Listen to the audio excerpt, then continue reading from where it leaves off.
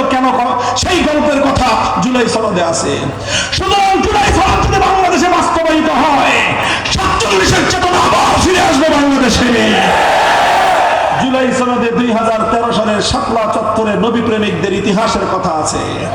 জুলাই সনদ যদি বাংলাদেশে বাস্তবায়িত হয়, শাপলা চত্বরে হেফাজতে ইসলামের অবদান বাংলার ইতিহাস থেকে কেউ মুছে ফেলতে পারবে না। কাজে এই যারা জুলাই সনদের বিরোধিতা তারা করে, যারা শাপলা চত্বরে আমার ভাইয়ের রক্তের সঙ্গে গাদ্দারি করতে চায়। মোহতারাম হাজিরিন, 24 জুলাই বিপ্লবকে ভিত্তি করে আগামী বাংলাদেশ গড়ে উঠবে। এই জন্য কোন দলীয় রাজনীতির কথা না, বাংলাদেশের বিপ্লবের কথা, বাংলাদেশের ইসলামের কথা, আগামী বাংলাদেশের ইসলামী বিপ্লবের সম্ভাবনাকে জিইয়ে রাখতে হলে যেই ভোট হবে গণভোট, সেই গণভোটে সব মিলে একসঙ্গে হা ভাগসে ভোট দিতে হবে। রাজি আছেন?